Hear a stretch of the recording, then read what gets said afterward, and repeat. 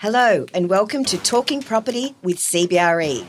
I'm Catherine House, your podcast host, and in this latest episode, we'll be exploring the groundswell of interest in self-storage. There are more than 3,000 self-storage facilities across Australia and New Zealand, which are home to the possessions of more than 500,000 people. It's a sector that's been making headlines after a surge of local and global investor activity, and one that turns over annual revenue in Australia of circa $2 billion. The resilience of the self-storage market in Australia post-COVID has, from a self-storage sector perspective, put Australia on the map. Investors are always looking for where something's mispriced, and the asset class is really starting to make a name for itself. That's Nikki Lawson, Abacus Group General Manager, Self-Storage, and Fund Manager for Abacus Storage King, one of Australia's top 3 self-storage groups. Abacus Storage King is a fully integrated owner, operator and manager of a more than $3.4 billion portfolio, comprising 128 facilities in Australia and New Zealand, as well as 19 development sites. Our ambition is to grow within our means and our capacity. For me, it's more about building a portfolio and buying locations and building assets that are high quality, well located, resilient to competition, in the best locations. And that's Sam Kennard of Kennards Self-Storage, another of the country's top 3 players and Australia's self-storage pioneer. Over the past 3 decades, Sam has transformed what was a small family business into a $4 billion plus empire with 126 locations. This includes Kennard's recent acquisition of National Mini Storage in New Zealand, in that country's largest self-storage deal. I hope you enjoy our conversation about what's next for the self-storage sector amid a wave of buyer interest, growing consumer demand and digital transformation. Nikki, thanks for joining Talking Property. Thank you. I'm delighted to be joining you, particularly talking about one of my favourite topics. Yes, indeed. And Sam, great to have you on the show. Hi, Catherine. Thanks for having me. So, Sam, for those who don't know the Kennard story, can you give us a quick lowdown on the company's history? I believe your father was quite the entrepreneur who founded the company in the 70s after a trip to the US. Yeah, that's right. I mean, the origins of our family business go back to the hire company, which was started by my grandfather in 1947. My dad took over from him and was quite entrepreneurial. And in one of his tours to the US, when he was learning more about hire, one of his equipment hire buddies in the US took him through the suburbs of Los Angeles and showed him self-storage in about 1972. It was very early stage development then in the US. And he just loved the idea and came back and built, 100 or 100 and something storage units behind the Kennards hire yard at Moorebank in 1973. And I hear that you learned the ropes working in your school holidays. Yeah, pretty much. I did that both in the hire company and also later in the storage company, as that became my dad's stronger interest. I would go to one of our storage facilities or storage centres and clean roller doors or clean driveways. For some of my summer holidays, I was labouring as we were building kind of new buildings, and I was sort of cleaning out the construction or driving the forklift or numbering the storage units, putting the A's and B's and unit numbers on the storage units. So it's the real grassroots. Yeah, pretty much. So, Nikki, tell us a little about what took you into self-storage. From looking at your background, you've had some pretty diverse roles over the past 25 years, including senior positions with Unilever and Yum. What took you into self-storage? Yeah. Look, Catherine, at face value, they might seem unrelated, but if we talk about our competitive advantages as Abacus Storage King around being our irreplaceable portfolio. And we used to say the same things at KFC. We talk about sector-leading operating metrics, vitally important at KFC, whether it's seconds at the drive-through or it's seconds to respond to someone inquiring for storage. We talk about leading platform. KFC, we did the same, the systems that we've got in place and how vital those are. And our iconic brand, same thing, when you in an industry where you constantly need to be attracting customers, it doesn't matter if it's fast food or storage, the strength of your brand is so important. And then probably the most important thing for any multi-site retail business is people leadership and the quality of your people. It's not real until it happens at the site, whether that's the self-storage site or the fast food site, and having incredible people at the coalface of the business. So culture and what you have in terms of culture becomes vital as well. So, yeah, not that unrelated, the two, really. Yes. So it has been a pretty extraordinary year for transactions in the self-storage game. I mentioned in my intro the national mini storage deal. Abacus Storage King was recently the subject of a takeover bid which didn't proceed. In June, Singapore's sovereign wealth fund GIC signed a $270 million joint venture with National Storage. And in July, global investment giant Barings forged into the market with a $200 million investment in Swift Storage. Ahead of that, BlackRock, one of the world's biggest investment houses, bought a controlling interest in $400 million self-storage operator Store Local. It's quite the list of deals. I know our self-storage expert here did an analysis that showed this could be the biggest year for portfolio transactions in the self-storage sector in Australia's history. Sam, what's your take on all this activity? It certainly has been a centre of interest globally for money into our sector, and I think that's recognised overseas in the US, particularly. People are saying, God, everyone's interested in Australia all of a sudden. On top of the ones you've listed, there's Capital Land and there's Blackstone, invested into Australia in 2020. So it has matured. I think they probably ran out of acquisitions around the world and they've realised how sophisticated probably Australia is as a self-storage market, albeit a lot smaller than other parts of the world. And suddenly they seem to want to come here at the same time. Yeah, it certainly make it interesting, and there is a lot of interest in anything that comes up for sale. Yeah, building on that, the resilience of the self-storage market in Australia post-COVID compared to what happened in the US, I think has, from a self-storage sector perspective, put Australia on the map. And a lot of that is just linked to the maturity in the US relative to the maturity of the category here. And it's never one factor, but I think the other big factor is investors are always looking for where something's mispriced. And I think if you look at our business at the moment, I mean, when we announced our results, we announced our values at a weighted average cap rate of 5.45. If we were out in the market today buying what would be the average asset in our portfolio, we would be paying sub 5 as a cap rate. And then you turn to the listed market, which obviously affects us and National Storage more. And our implied cap rate for the average of our portfolio, if you look at where the stock price is trading, is a cap rate closer to 6.3, 6.4. So the misprice between the different areas of where assets can be obtained, linked to, I think, that the interest in the category is just driving, we've popped above the radar compared to the old days where, the beauty of the Abacus Property Group was that we were a diversified REIT. And the only reason we could borrow money to grow was because we had an office and a retail portfolio. I don't know, Sam, you must have paid cash for your first few stores because banks weren't lending to self-storage. So whereas you roll forward to today and the asset class is really starting to make a name for itself. And Sam, it's an interesting question. And you talked about the two listed self-storage REITs, Nikki. Sam, I'm sure you have people knocking on your door all the time. Would you ever take Kennards public?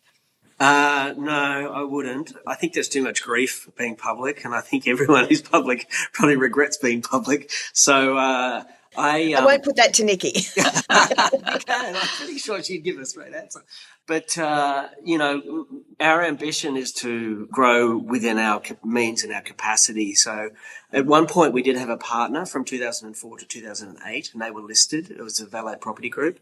And that gave me a window into a listed world. And I really was pretty happy not to be inside that. And once I got the opportunity to buy their share out, I had high conviction around remaining private and just growing at a rate that was sensible and sustainable for us. And for me, it's more about building a portfolio and buying locations and building assets that are high quality, well located, resilient to competition in the best location. So that's more a priority for me than just growing for the sake of trying to deploy money for somebody else.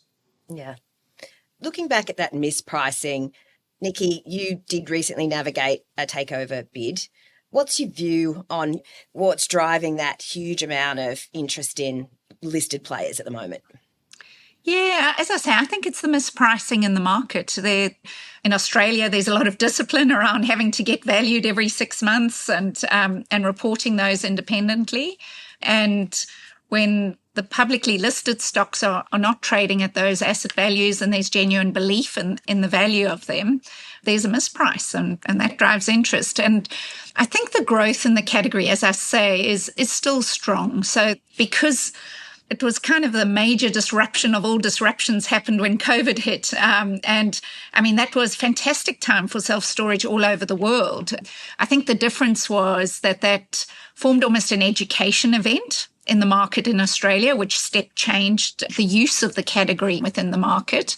And we haven't stepped back from that. Whereas I think in the US, it was always widely known, it was suddenly more needed during that time. And then people sort of fell out the category again afterwards. So I think the belief in the Australian fundamentals as well, you've got interest rates starting to look like they're coming down. You've got all this sort of tailwinds that are attractive to the sector are sort of converging, which I think is resulting in where we are today.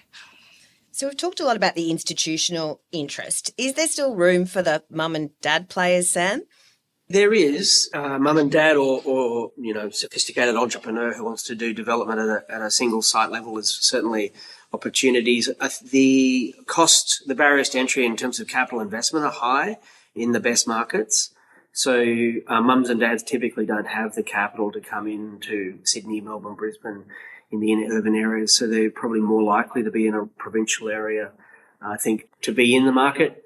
Again, that's not a terribly attractive market for most institutions. So there's kind of like a bit of a divergence on interest. But I think the money that is coming in is doing both acquisition and in some cases, they're doing some development. And development in self-storage is quite hard for institutional money because self-storage lead times to get a return are very long. You've got to buy the land, get it approved, get it built, several years in that process, and then you've got to rent it up, and there's several more years in that process. And if you've got money that has a 5-year clock on it, or even a 7-year clock on it, then it doesn't work very well for self-storage, particularly if you need to build a portfolio, because you can't do it all that quickly.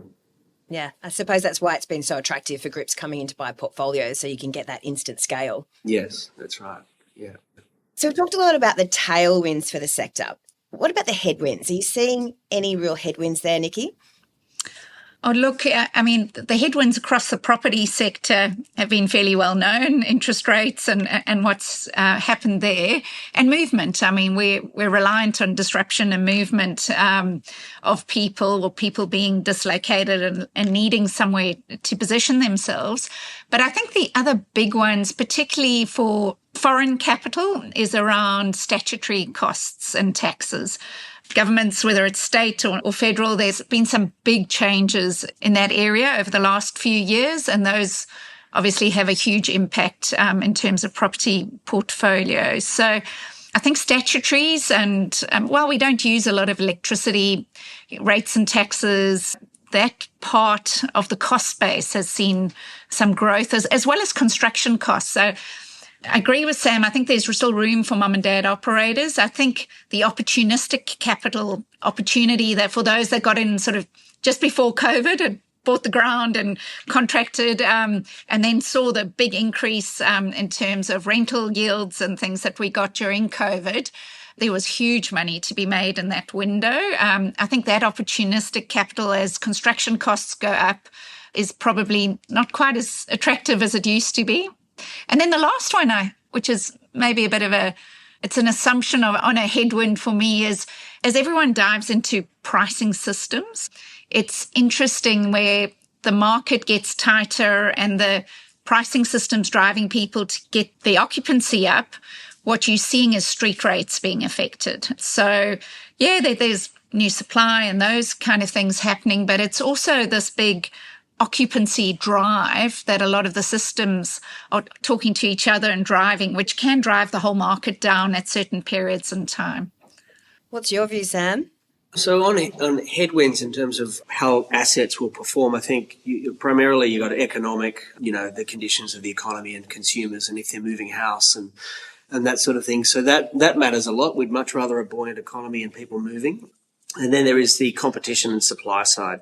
I don't think often that there's an adequate analysis or proper understanding of the investment where people are coming in and they come into markets that are already substantially or well supplied, well served, and they want to open another store and think they're going to rent up at the same rate, same price, and the same velocity that they thought they could have in for the market was. So I do see some areas, and our market is lots of micro markets. It doesn't happen across the board, but you can get areas that actually have additional supply come in and occupancies will go from the high 80s to the mid 70s and prices will come down 20 or 30% because the competitors come in and they thought it'll just rent up because, there's one down the road, And so I think people are developing like that, which is unfortunate. They're either naive or they just want to deploy money. And that's a headwind, I think, for investment earnings growth in the sector in some areas.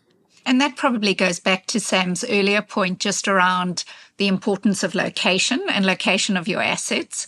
Because as we look at supply coming on, selecting locations where you've built up a certain amount of sort of competitor barriers because it's hard for competitors to get in becomes vital in terms of where self-storage is located. There is only a certain amount of supply that consumers can take up, and I think those organizations that more deliberately map the market and understand what size facility and how much territory can hold, you'll get a lot more resilience in terms of your income flows if that work's been done in the background. But the problem with that is sometimes it requires accepting a lower yield up front.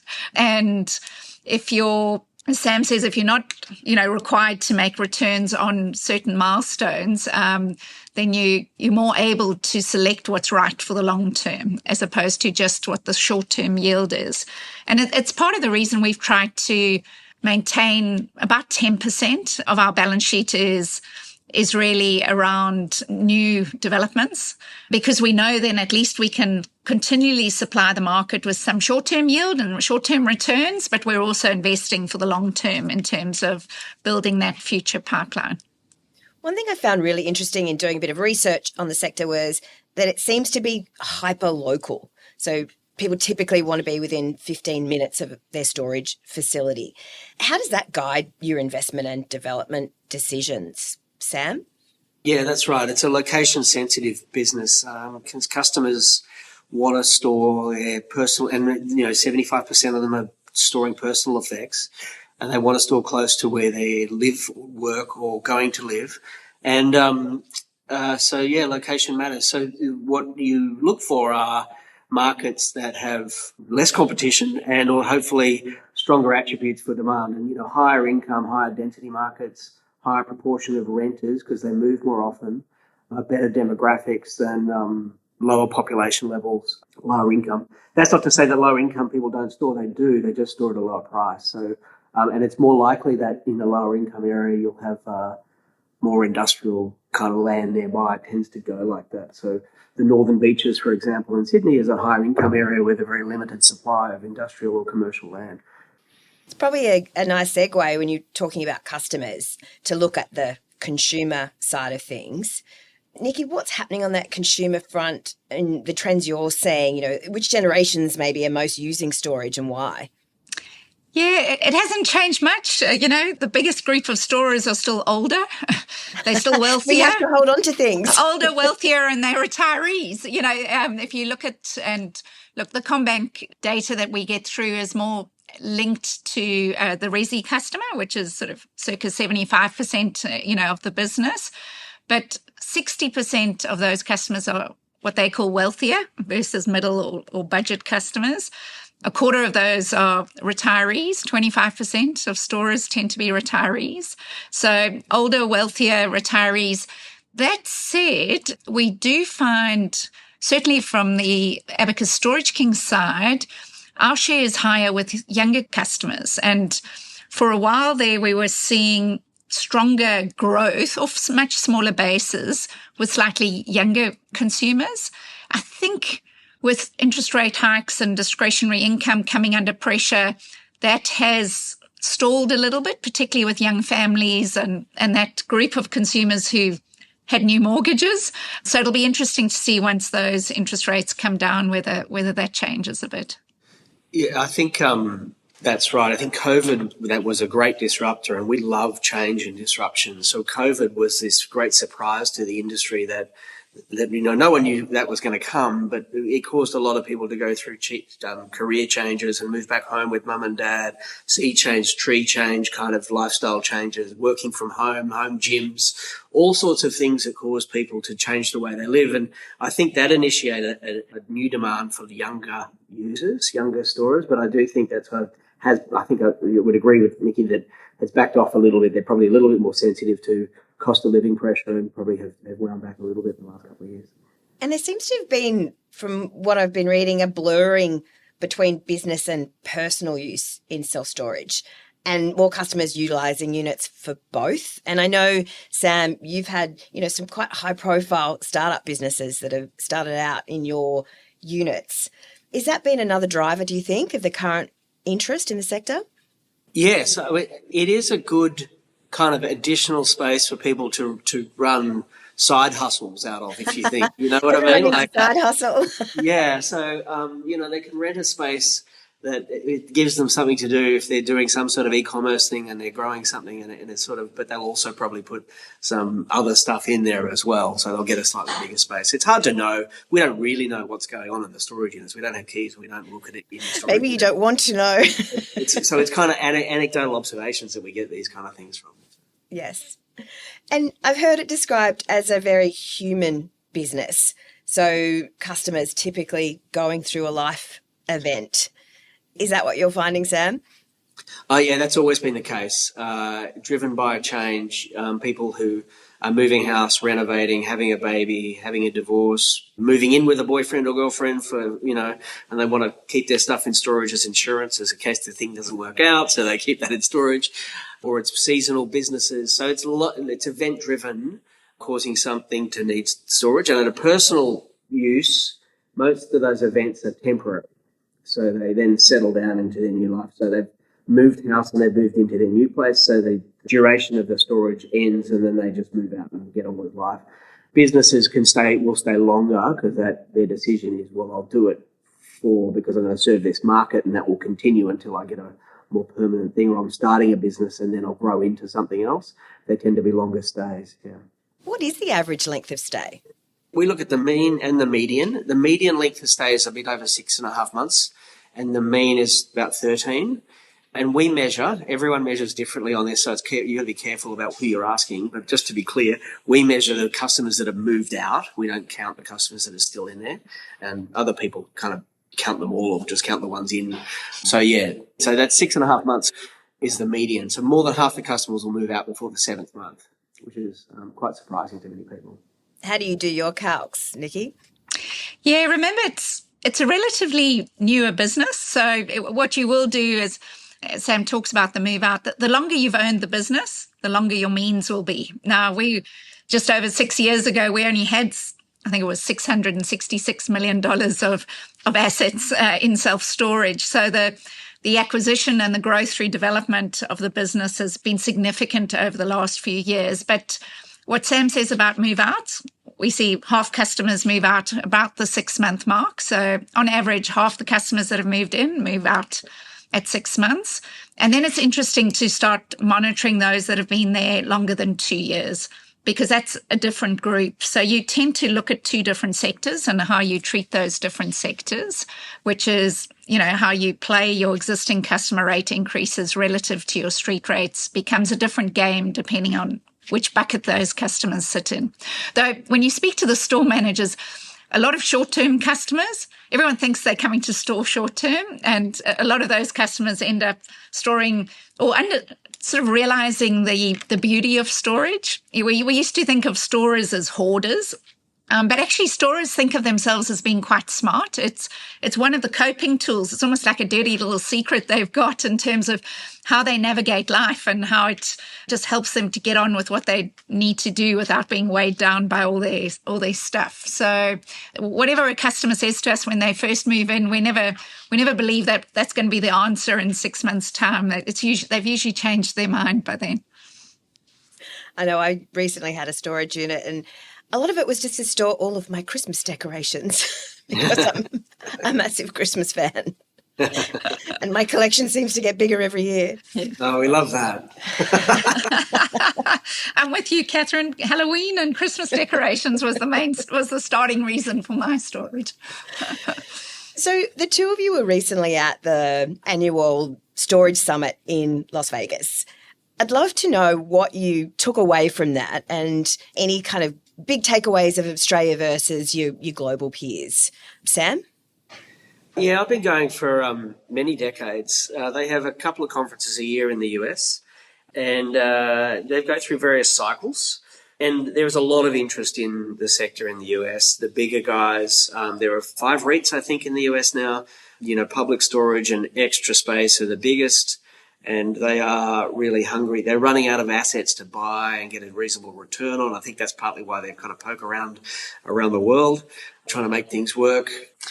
And I think the story out of the US is a bit of an oversupply gloom at the moment. There's a lot of development sort of post-COVID that's coming to the market, and the economy's turned at the same time, so occupancies are down a bit, prices are down. There's very aggressive pricing coming out of the REITs to win customers to maintain occupancy. And then at a industry sort of innovation level, there's a lot of talk around kind of AI, data management, revenue management sort of stuff, as well as then people are trying to work out how automated and unmanned facilities can actually work and do they provide can they actually provide the service solution to consumers that consumers want.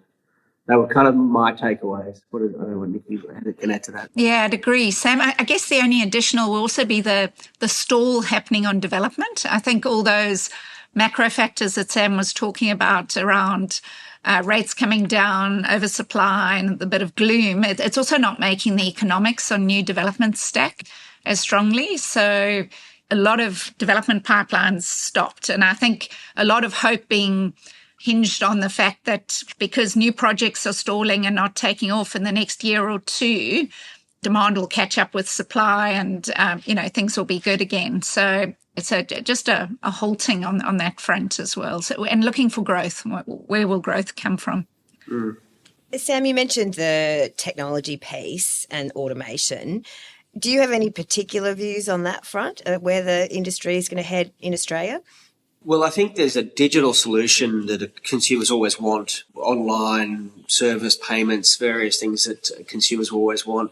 The ability for technology to now do with security systems to do access control, surveillance and certain things without people necessarily being there has improved and costs have come down. So that certainly makes it interesting to explore. Users of storage still largely want to have customer service, person-to-person customer service. A lot of people are still very unfamiliar with storage.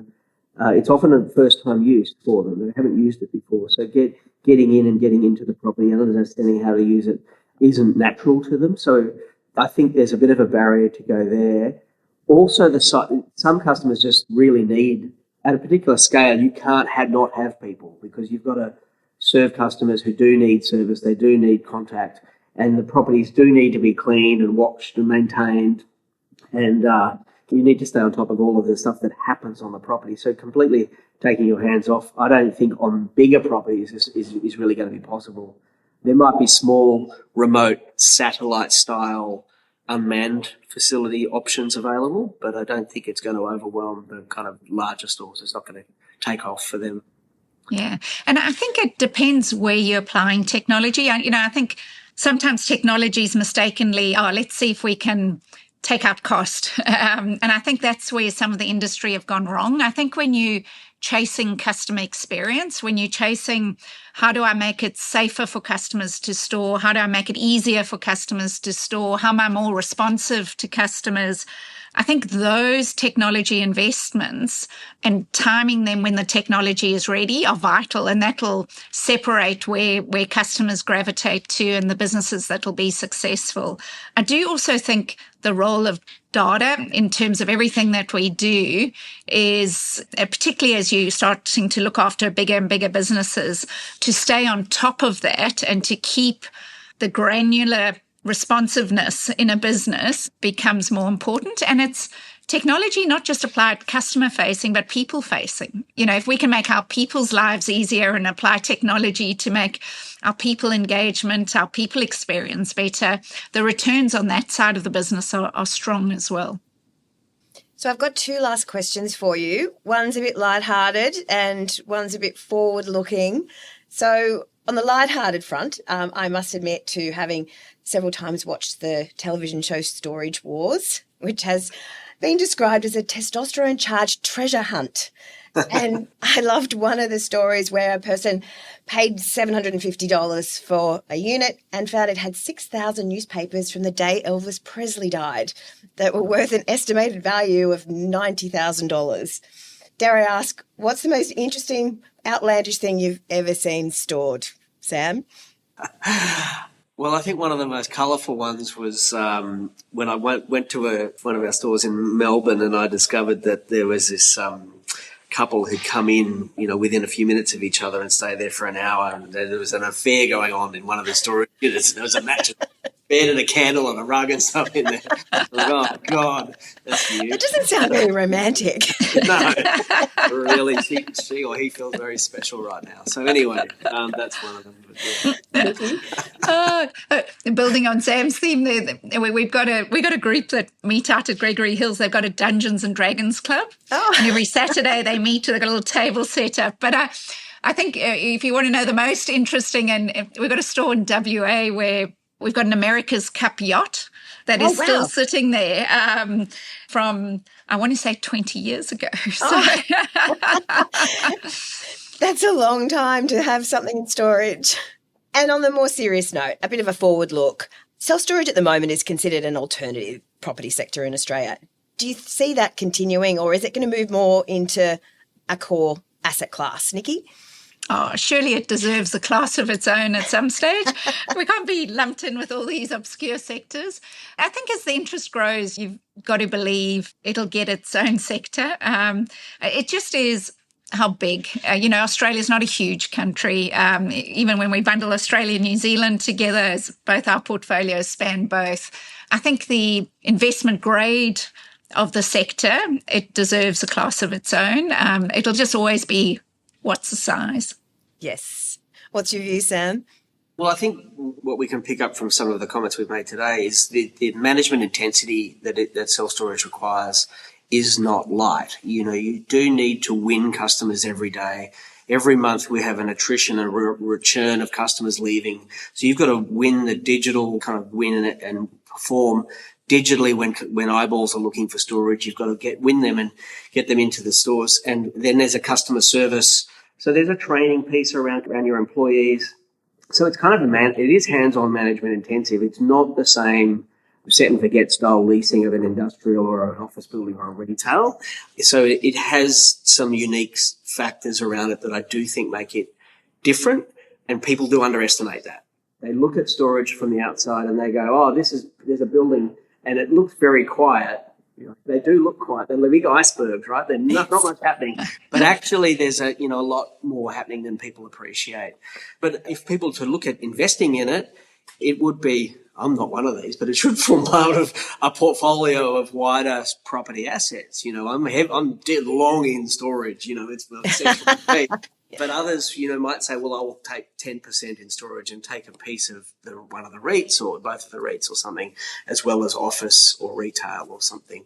And I think it's proven through cycles, the GFC or COVID, that it's actually a very resilient sector. Like, it is proven to perform through different cycles really, really well, despite not having leases in place and despite all the factors that make it kind of what you would think was somewhat vulnerable. It's actually very sound.